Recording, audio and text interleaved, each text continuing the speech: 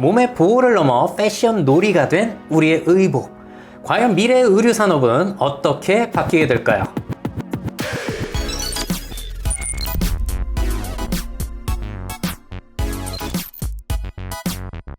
행복한 미래를 대비한 미래보. 안녕하세요, 미래캐스터 황준원입니다. 자, 이번 시간에는 21세기 의식주 시리즈 중에 마지막 옷의 미래에 대해서 알아보도록 하겠습니다. 자, 옷 하면 상당히 우리 풍족하게 이제 살고 있죠. 자, 그럼에도 불구하고 사람들이 이제 옷장을 열어볼 때마다 뭐 왜 이렇게 옷이 없지? 맨날 사는데 왜 옷이 없지? 이런 얘기를 달고 사는데요. 사실 우리가 지금처럼 옷을 이렇게 풍족하게 입었던 시기는 인류 역사상 없었던 것 같아요.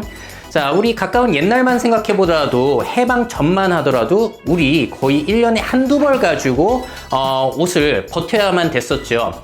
자, 그리고 우리 민족의 별명이 뭐냐면 백의 민족. 자, 흰 옷만 입어가지고 색깔옷도 입지 않았어요. 그만큼 굉장히 옷은 단순하고 검소하게 살았어야만 했었는데, 자, 우리나라가 이렇게까지 옷을 많이 입을 수 있었던 것이 얼마 되지 않았습니다. 해방 후에 이제 서구 문물이 많이 들어오게 되면서 이렇게 옷이 다양해졌다라고 할 수가 있겠고요. 자, 그렇다면 서구에서는 원래부터 옷을 많이 입었냐? 그렇지 않습니다. 자, 일단 프랑스 혁명 전만 하더라도 사람들이 신분에 따라서 입을 수 있는 옷이 정해져 있었다라고 해요. 옷에서 벌써 이제 불평등이 있었던 거고요. 하지만 프랑스 혁명에서 평등 의식을 강조하게 되면서 이제 바지를 입는 것도 이제 뭐 퀼로드라고 하나요? 그런 걸 귀족들도 입고 하면서 옷의 평등이 조금 사상이 전파되기 시작했다고 하고요. 더 놀라운 사실은 여성들이 바지를 입기 시작한 것은 정말 얼마 안 됐다는 겁니다. 자, 여성들이 바지를 입기 시작한 것은 세계 2차 세계대전까지 끝나고 여성의 이제 뭐랄까요, 권리가 많이 늘어나게 되면서 패션에서도 권리가 늘어나게 된 건데요. 원래는 바지를 입을 수 없었는데 이제 50년대 지나가면서 일상복으로 여성들도 바지를 입기 시작했다고 합니다. 자, 그러니까 우리가 이렇게 다양한 색깔의 옷들, 다양한 스타일의 옷들을 입기 시작한 게 불과 60, 70년 정도밖에 되지 않았다는 거죠. 우리나라나 미국이나.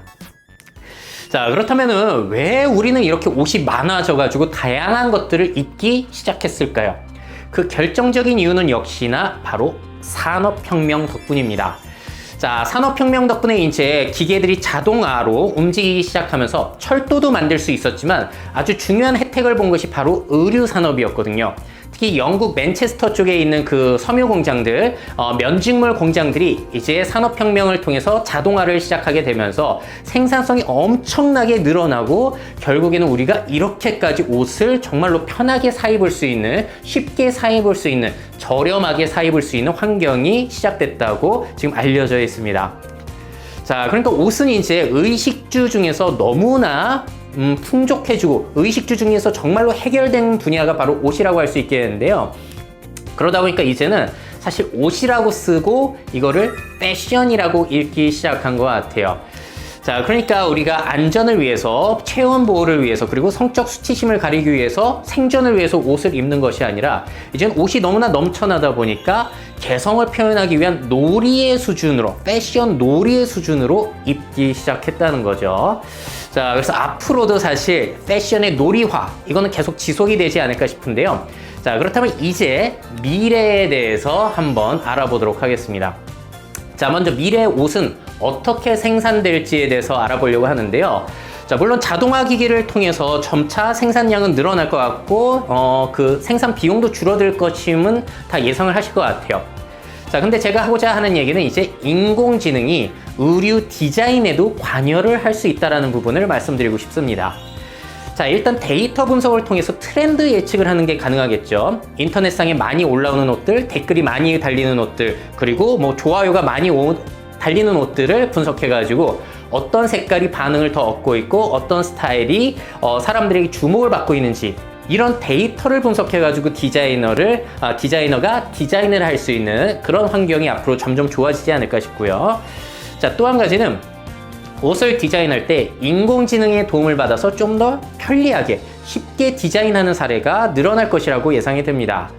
자, 지금 보시는 영상은 작년에 어도비사에서 공개한 영상이고요. 핸드백 디자인을 내가 한 다음에 재질을 드래그해서 끌어모으면요, 인공지능이 자연스럽게 합성을 해주게 됩니다. 자, 스크리블러라는 프로젝트인데 앞으로 포토샵이라든지 그런데 이런 기능이 들어갈 수 있거든요. 자, 그러니까 내가 뭐 색깔이라든지 합성 기술 이런 게 잘 어려워하더라도 인공지능이 나의 작업을 좀 더 수월하게 도와줄 수 있는 환경들, 이런 것들은 앞으로 계속 좋아질 것이라고 예상을 해볼 수가 있을 것 같아요. 자, 그 다음에 또 미래의 옷 하면은 많이들 생각하는 게 뭐 3D 프린터나 그런 것들을 이용해서 나에게 꼭 맞는 개인 맞춤 상품들이 늘어날 것이다. 자, 지금 보시는 건 아디다스의 퓨처크래프트 3D 프린터를 이용한 내 발에 꼭 맞는 밑창을 생산한 그런 운동화인데요. 자, 저렇게 3D 프린터를 이용하면은 내 발을 스캔해가지고 세상에 없는 내 발에 꼭 맞는 모양의 밑창을 뽑아낼 수 있기 때문에 많이 주목을 받기도 했고요. 자, 3D 프린터를 이용한 리복의 사례입니다. 조금 독특하더라고요. 리복 같은 경우에는 저렇게 신발 밑창을 출력한 다음에 끈으로 한꺼번에 묶을 수 있게 해가지고 조금 더 편리하게 착용감이 들 수 있는 그러한 것들을 개발을 해가지고 공개를 하기도 했습니다. 자, 그래서 어쨌든지 간에 이러한 것들이 발달하게 되면서 3D 프린터, 인공지능 뭐 각종 기술들로 개인 맞춤, 그러니까 내가 기존에 파는 옷을 사 입는 게 아니라 내가 원하는 취향대로의 옷을 만들어서 거기에 맞춰서 소량 생산해서 입게 되는 미래가 올 것이다 라고 많이들 예측을 하는데요. 자, 저는 여기에 조금 다른 생각을 가지고 있습니다. 자, 왜냐면요, 사람이 옷을 살 때는 내가 좋아하는 옷을 사는 사람들 많지 않을 거예요. 대부분 다른 사람들이 좋아하는 옷, 유행하는 옷, 다른 사람들에게 인정을 이끌어낼 수 있는 옷을 사기 때문에 아무리 개인 맞춤 상품들 만들어내기가 편리해진다고 하더라도 내가 원하는 옷을 직접 만들 가능성은 굉장히 적다고 봅니다. 자, 심리학자 자크 라캉의 말을 빌리자면요, 인간은 타자의 욕망을 욕망한다. 내가 원하는 걸 욕망하는 게 아니라 다른 사람이 원하는 걸 욕망하기 때문에. 자, 예를 들어서요, 저 구찌 수영복 혹시 아시나요? 원피스 수영복인데 알아보니까 가격이 인터넷에서 한 6, 70만 원 정도에 판매가 되는 것 같아요. 근데 놀라운 사실은 수영장에서 입을 수 없다고 합니다. 왜냐면 탈색이라든지 변색이 될 수 있기 때문에 저렇게 일상복으로밖에 입을 수 없다는 거예요. 원피스 60만 원, 70만 원짜리가. 굉장히 황당하죠. 자, 하지만 저걸 뭐 마마무의 화사라든지 연예인들이 입으면서 굉장히 화제가 되기도 했는데요. 자, 이걸 보시면 알겠지만 지금 우리가 의복을 사 입는다는 것, 패션을 이용한다는 건 뭐냐면요, 그 옷이 가지고 있는 실용성을 사는 게 아니라 그 브랜드가 가지고 있는 이미지, 아니면 그 브랜드가 가지고 있는 기호를 소비하는 거예요. 자, 구찌를 입었다는 것은 내가 굉장히 부유하다는 거, 그리고 패션을 잘 따라가고 유행을 선도하는 사람이라는 이미지를 만들 수 있는 그러한 역할을 하기 때문에 패션은 이렇게 내가 좋아하는 걸 사 입는 게 아니라 남이 좋아하는 걸 사 입는다는 경향이 굉장히 큰 영역이라고 할 수가 있겠죠.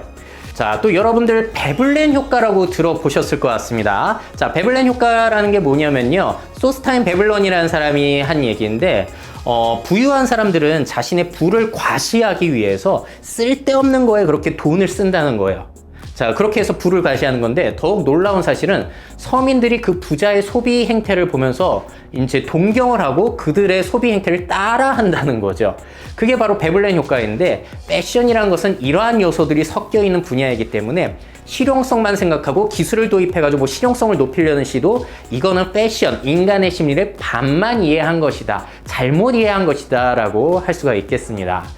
자, 그리고 또 다른 재미난 사례 보여드릴 텐데요. 옷을 생산할 때 디자이너 같은 경우에는 저렇게 마네킹 로봇을 이용해가지고 옷을 좀 더 편리하게 피팅을 손볼 수 있는 그런 것을 우리가 생각해 볼 수 있을 것 같아요. 저건 홍콩의 폴리테크닉 대학이라는 곳에서 만든 거고요. 신체 사이즈를 변신할 수 있는 그런 로봇이라고 해요. 자, 디자이너 같은 경우는 상당히 유용하게 이용할 수 있겠지만 역시나 아직 가격이 비싸기 때문에 실용화 단계는 아니지만 앞으로 저런 것들이 발달하게 되면서 옷을 만들어낼 때 좀 더 편리하게 할 수 있는 그런 환경들은 계속 좋아지겠죠. 자, 그럼 이번에는 우리 기능성 의류의 생산에 대해서 생각을 해볼게요. 사실 우리가 입고 있는 옷들은 옛날에 비해서 세탁도 쉽고 통풍도 잘 되고 질기고, 자, 이런 기능들이 계속 향상이 되어 왔는데요. 자, 유니클로의 히트텍이라든지 상당히 기능이 강조된 옷들 앞으로도 계속 나올 것 같습니다. 자, 예를 들어서 겨울철에 춥잖아요. 그랬을 때 등판에 열선을 달아가지고 마치 전기장판처럼 따뜻따뜻하게 입을 수 있는 옷들 많이 출시가 되고 있고요. 스마트폰으로 연결해가지고 온도를 조절할 수 있고 전원을 껐다 켰다 할 수 있는 그런 기능이 들어간 옷들도 있습니다. 또 다음 옷을 보시면요. 리바이스가 구글과 합작을 해서 만든 청 자켓이에요. 네, 소매를 보시게 되면은 구글의 스마트 실인 제커드라는 게 들어가가지고 터치를 하거나 소매를 쓸어내렸을 때 스마트폰을 제어할 수 있는 겁니다. 그러니까 스마트폰을 주머니에서 꺼내지 않더라도 소매만 터치해가지고 내비게이션 제어 아니면 음악 제어, 통화 제어 같은 것을 할 수 있다는 제품이고 지금 판매가 되고 있어요. 자, 앞으로 저런 기능이 들어간 옷이 조금 늘어날 가능성 우리가 또 생각을 해볼 수 있겠고요. 굉장히 실용적인 옷을 또 보여드릴게요. 저건 에이블리라고 하는 옷인데요. 현재 판매가 되고 있는 거고 지금 케찹을 흰 티셔츠에 뿌렸잖아요. 그런데 스며들지 않습니다.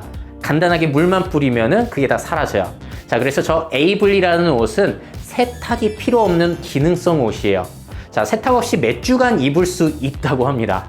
자, 저는 저 제품이 상당히 의미가 있는 게요. 저렇게 세탁이 필요 없는 옷이 나오게 된다면은, 그리고 저런 것들이 대중들에게 사랑을 받는다면은, 우리의 세탁 산업들 있죠. 세제라든지 세탁기, 그런 산업들의 치명타를 줄 수 있기 때문에, 그런 게임 체인저가 될 수 있기 때문에, 저런 상품들 상당히 의미 있게 봤습니다. 자, 여기까지 조금 실용적인 것들을 보여드렸는데, 다음에는 황당하지만 미래적인 기능성 의류들 보여드릴게요. 자, 무용수가 지금 특수한 옷을 입고 있는데요. 땀이 흘러내리고 있죠. 근데 저 땀이 옷에 닿았을 때 저렇게 구멍이 수축되면서 구멍이 열리는 기능성 옷을 만들기도 했습니다. 자, 저거에 들어간 성분은 뭐냐면은 우리 먹는 낫또 있잖아요. 낫또에 있는 성분, 박테리아를 이용한 건데 땀 성분이 들어가게 되면 수축하게 되는 그런 작용을 이용했다라고 해요. 자, 상당히 신기하죠? 또 재미난 사례 또 보여드리겠습니다. 지금 저 여성이 입고 있는 옷은 변신을 할 수가 있는데요. 그 안에 카메라가 달려 있어요. 그래서 카메라가 상대방의 시선을 분석해가지고 앞에 있는 남자가 은큼한 곳을 쳐다본다. 뭐 가슴이라든지 그런 데를 쳐다보면은 옷이 이동을 하면서 가슴을 가려주는 겁니다. 그러니까 은큼한 눈길을 방지해 줄 수 있는 그런 옷이고요. 만약에 치마에 적용이 되게 된다면은 뭐 상상을 해보자면 계단 올라갈 때 치마가 이렇게 안쪽으로 덮인다든지 자, 이런 것들을 상상해 볼 수 있겠지만 뭐 이거는 뭐 앞으로 될지 안 될지도 모르고 상용화가 될지도 모르지만 그냥 재밌어가지고 보여드린 거예요. 자, 이렇게 해가지고 옷의 생산에 대해서 보여드렸고요. 또 옷의 소비의 측면에 대해서도 한번 생각을 해볼게요. 자, 우리 자꾸 회사에서 옷을 많이 판매하기 위해서 사람들이 좀 더 옷을 편리하게 입어볼 수 있고 편리하게 피팅을 해볼 수 있는 그러한 기술들이 지금 개발이 되고 있는데요. 가장 의미 있는 사건은 역시나 아마존에서 시작한 저 워드로브라는 서비스죠. 내가 마음에 드는 옷들을 인터넷에서 골라가지고 결제 없이 일단 배송을 우리 집으로 다 보내는 거예요. 자, 그런 다음에 그 배송이 온 옷들 중에서 다 집에서 편안하게 입어보고요. 편안하게 입어본 다음에 마음에 드는 옷은 남겨서 결제를 하고 마음에 들지 않는 옷들은 다시 상자에 넣어가지고 반품을 보내게 되는데 반품을 보내고 그런 과정은 다 무료라고 합니다. 그러니까 우리가 인터넷에서 옷을 살 때는 입어볼 수 없는 단점이 있고 직접 어디 매장에 가서 입어볼 때는 좀 귀찮잖아요. 그래서 집에서 편하게 입어보면서 옷의 소비를 늘리려고 하는 아마존의 전략입니다. 자, 저런 것들 앞으로 대기업 위주로 해가지고 늘어날 것이라고 보이고요. 그리고 또 가장 의미 있는 회사라고 하면 역시나 스티치픽스라는 회사인데 인공지능을 적용한 의류 쇼핑몰입니다. 자, 저 회사에 들어가게 되면 옷 사진들이 없어요. 대신에 나의 취향들을 거의 20-30분 동안 꼼꼼하게 기록을 하게 되면은 내 취향을 분석해가지고 인공지능이 내가 좋아할 옷들을 골라줍니다.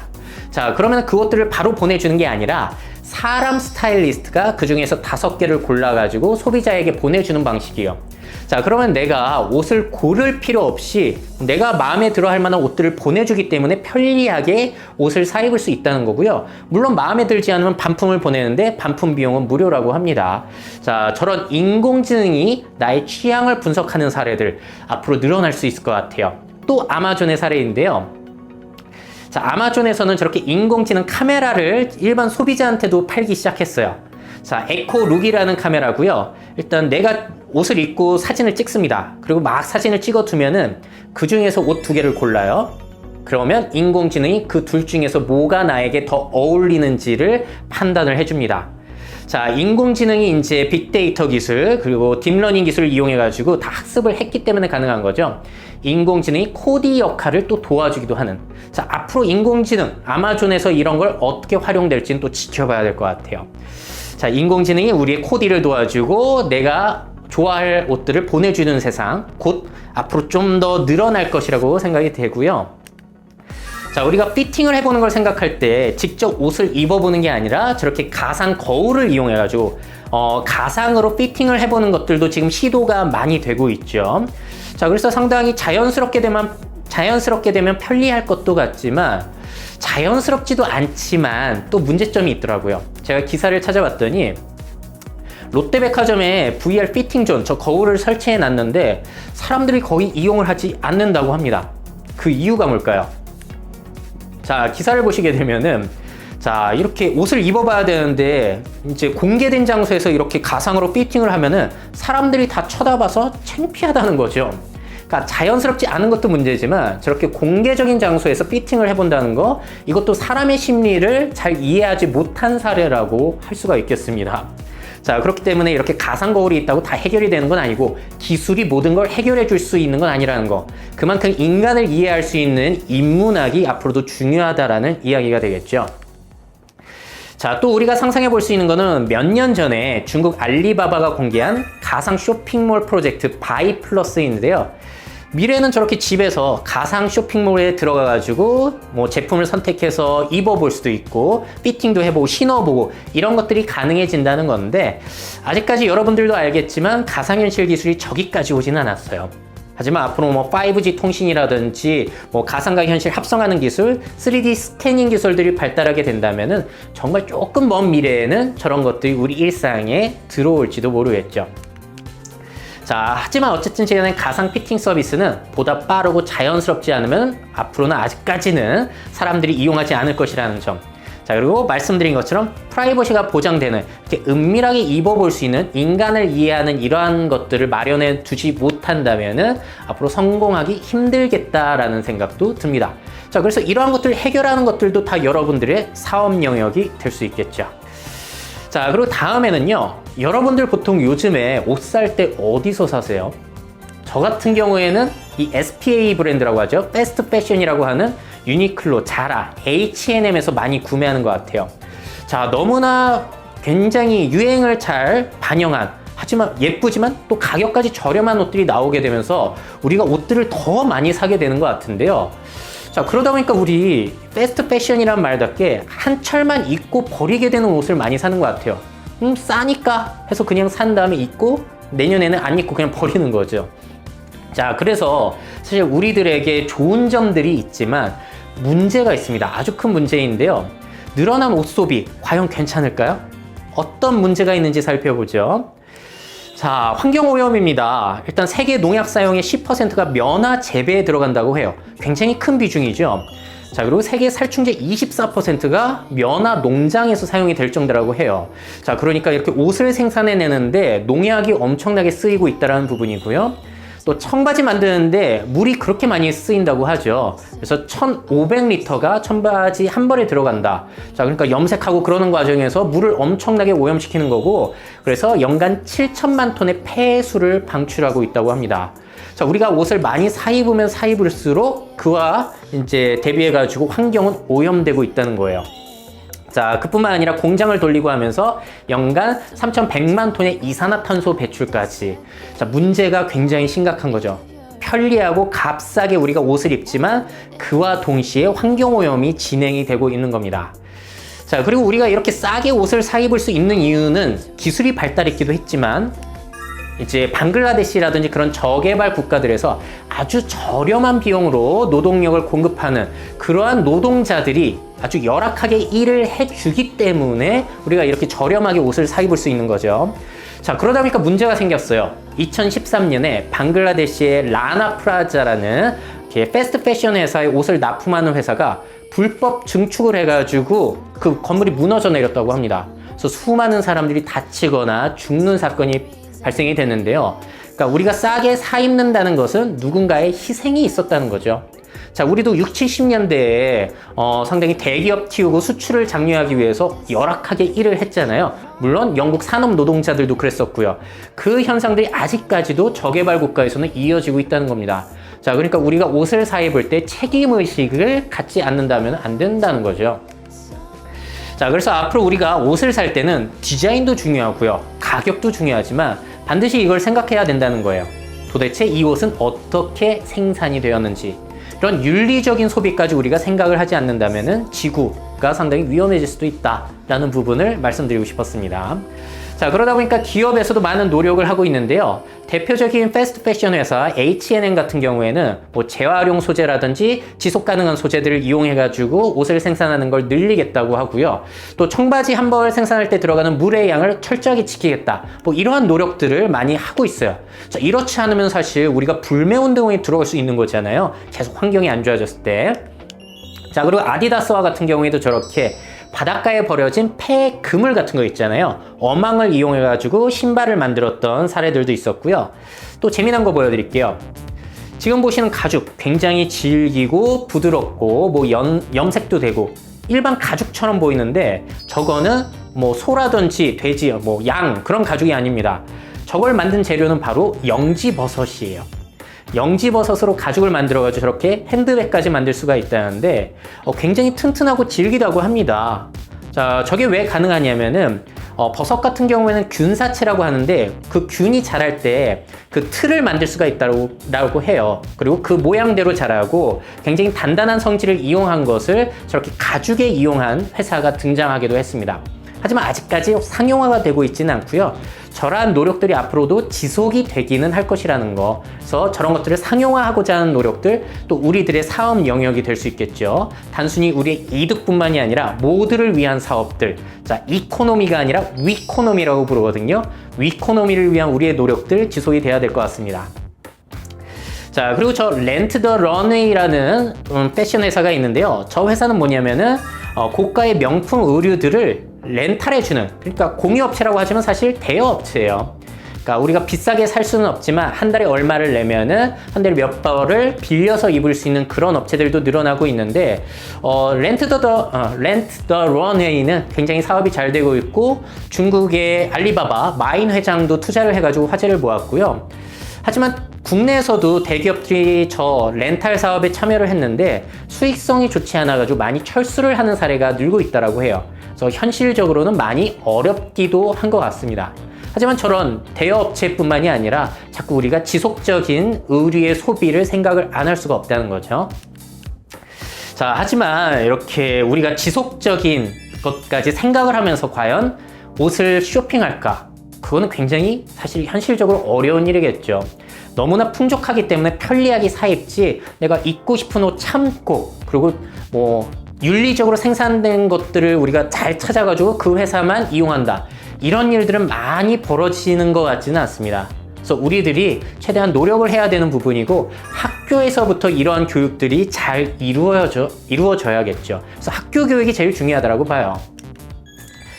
자, 그리고 또 마지막 얘기인데요. 도대체 우리가 유행을 따라가고 패션 사업을 이제 보면서 와우 예쁘다 하면서 사 입으면은 그래서 이득을 보는 사람은 과연 누구일까요? 자, 저는 사실 옛날에 옷을 굉장히 좋아했는데 이 대사를 보고 굉장히 충격을 받았어요. 자, 최신 패션이라는 것은 올해는 새롭고 내년에는 촌스러워야 된다는 것이 바로 패션의 룰인 거죠. 자, 왜냐면은 내년에도 세련되고 내후년에도 세련되면 사람들이 옷을 계속 안 사기 때문에 패션 회사 같은 경우에는 옷을 생산할 때 또 새로운 유행을 만들어내고 작년에 유행했던 것을 촌스럽게 만들어내는 것이 또 그들의 일인 겁니다. 그런 식으로 돈을 벌어먹고 있는 거기 때문에 저는 패션 산업을 굉장히 좀 안 좋게 보기 시작한 것 같아요. 자, 그래서 유행은 어떻게 탄생하는지 좀 말씀을 드리자면 유명한 사례가 있습니다. 자, 저 사람이 누구냐면은 현대 PR의 아버지라고 불리는 에드워드 버네이즈라는 사람이고요. 대표적인 저서로는 프로파간다라는 책이 있어요. 아니면 대중을 유혹하는 기술 EBS에 쓴 거 있는데 그걸 보셔도 좋을 것 같아요. 자, 저 사람이 유행을 어떻게 만들었는지 보자면요. 자, 럭키 스트라이크라는 담배가 있는데 저 회사에서 이제 여성들이 저 담배를 많이 폈으면 좋겠다라는 것을 에드워드 버네이즈에게 의뢰를 했대요. 자, 그랬을 때 에드워드 버네이즈가 그러면은 표지가 여성들의 옷과 잘 맞지 않으니까, 저 녹색이 맞지 않으니까 그 포장의 색깔을 바꿔라 라고 했더니 그 회사에서 안 된다고 그랬대요. 그랬더니 에드워드 버네이즈가 뭘 했냐면은 바로 녹색을 유행하는 색으로 만들어 버렸다고 합니다. 뭐 녹색 무도회라는 뭐 유명 인사들을 초청해가지고 녹색이 얼마나 아름답고 녹색이 어떤 의미를 가졌는지 이런 것들을 계속 홍보하는 자리를 만들었고요. 그래서 저렇게 잡지라든지 그런 사람들, 편집장들을 이용해가지고 녹색이 멋진 색이라고 유행을 시킨 거예요. 자, 이런 식으로 유행이라는 것은 결국에는 자본가들이 만들어내는 어떠한 장난이라고 생각을 할 수가 있겠죠. 그래서 매년 뭐 어떤 색이 유행한다, 어떤 게 유행한다 하는 것은 우리를 위한 게 아니라 패션 회사들을 위한 것이라는 점, 우리가 이 점을 알고 나서 유행을 생각을 해봐야 될 것 같습니다. 자, 그래서 저는 앞으로 패션 유행을 따라가는 것이 아니라 패션을 이용하는 자세가 굉장히 중요하다고 생각을 해요. 패션이라는 것이 또 무시할 수만은 없는 거잖아요. 왜냐면 자신의 개성을 표현해 줄 수 있는 수단이 될 수도 있기 때문에. 자, 예를 들어서 저는 이제 여기저기서 사람들을 많이 만나게 되는데, 특히나 이제 회사원분들이나 공무원분들 만날 때 그분들 얼굴이 기억이 나지를 않아요. 특히나 저렇게 정장 입으시고 넥타이하고 안경 쓰고 머리 평범하시면요, 절대로 기억이 나지 않습니다. 자, 그렇기 때문에 뭔가 자신을 홍보해야 되고 사람들에게 각인을 시키기 위해서는 자신만의 스타일을 갖추는 게 굉장히 유용한 전략이 될 수 있겠죠. 특히나 개인 브랜드를 만드셔야 되는 분들은 유용할 겁니다. 자, 예를 들어서요. 자, 애니메이션 캐릭터 중에 청 반바지 그리고 빨간 띠를 두른 밀짚 모자를 쓴 캐릭터는 뭐죠? 여러분들 많이 아실 것 같아요. 원피스의 루피라는 캐릭터입니다. 자, 애니메이션 얘기를 왜 드리냐면요. 자, 우리가 애니메이션 주인공 캐릭터를 보면은 그 캐릭터의 주된 옷 스타일이 정해져 있나요? 아니면 맨날 유행에 따라 바뀌나요? 보통 자기만의 스타일이 있어요. 왜냐면 그래야지 그 캐릭터의 개성과 정체성을 드러내줄 수 있기 때문에. 자, 그렇기 때문에 옷을 많이 입는다고, 많이 산다고 내가 부각이 되는 것은 아니라는 겁니다. 자, 실제 세상에 적용을 해볼게요. 실제 사람입니다. 검은색 셔츠, 청바지, 뉴밸런스 스니커즈를 신고 다니는 사람은 누구죠? 스티브 잡스입니다. 1999년부터 2009년까지 똑같아요. 자, 그러다 보니까 저 사람만의 상징이 되고 저 사람이 가지고 있는 저 저항 정신이라든지 그런 가치관을 보여줄 수 있다는 거죠. 그래서 저는 패션을 따라가지 않고 패션이라는 걸 이용할 수 있는, 그래서 나를 홍보할 수 있는 그러한 자세는 중요하지만 누가 만들어냈는지도 모를 그런 유행을 따라가는 거 과연 현명한가에 대해서 질문을 드리고 싶어요. 맨날 유행하는 거 따라가 봤자 지구 환경에도 안 좋고 나의 재정 상황에도 안 좋을 수가 있기 때문에. 자, 그리고 뭐 연예인들이나 유행을 선도해가지고 돈을 버는 거지 일반 사람들이 그렇게 이득을 보는 건 많지 않을 것이라고 저는 봅니다. 자, 이렇게 해가지고 의식주 시리즈의 마지막 옷의 미래에 대해서 좀 정리를 해봤어요. 자, 오늘 드린 얘기 마무리를 해보자면요. 자, 옷의 미래 어떤 얘기를 했냐? AI라든지 뭐 데이터를 이용해서 3D 프린터를 이용한 옷의 생산과 소비. 하지만 우리가 뭐 기능만 생각하는 건 아니라고 말씀드렸죠. 기호 소비라든지 아니면 그 베블렌 효과 잊지 않으셨으면 좋겠고요. 또 우리가 환경을 고려한 지속 가능한 의류 산업을 꼭 신경을 써야지만 한다는 부분. 자, 다음에 패션을 따라가는 것이 아니라 이용하는 자세. 그러니까 유행을 따라가는 게 아니라 나만의 스타일을 만들어서 이익을 볼 수 있는 그러한 자세가 상당히 중요하다라고 생각을 합니다. 자, 이렇게 해가지고 의식주 시리즈를 마무리했습니다. 우리 집의 미래, 식사의 미래, 그리고 옷의 미래에 대해서 말씀을 드렸는데 공통점은 다 뭐였냐면은 지속 가능한 소비라는 점이에요. 우리가 단순히 풍족한 시대에서 편리하게 뭔가를 사 입고 사 먹는다는 것은 우리에게는 편리를 주지만 그건 다 빚이죠. 사실 후손들에게, 지구에게 주는 빚입니다. 자, 그래서 우리가 그런 것들을 너무 악용을 하고 남용을 하고 있기 때문에 이런 것들을 생각을 해보면서 소비를 하자라는 측면을 메시지를 드리고 싶었고요. 또 다양한 기술을 이용해서 또 성장을 할 수 있는 개개인의 기회를 소개해드리는 게 이번 강의의 목적이었어요. 자, 그러면은 의식주 시리즈는 여기서 마무리하도록 하고요. 또 다음 시간에 정말 놀라운 소식, 영감을 드릴 수 있는 소식 가지고 찾아뵙도록 하겠습니다. 자, 여러분들 최고의 미래를 상상하시고요. 그 미래를 직접 만들어 가시기를 바라겠습니다.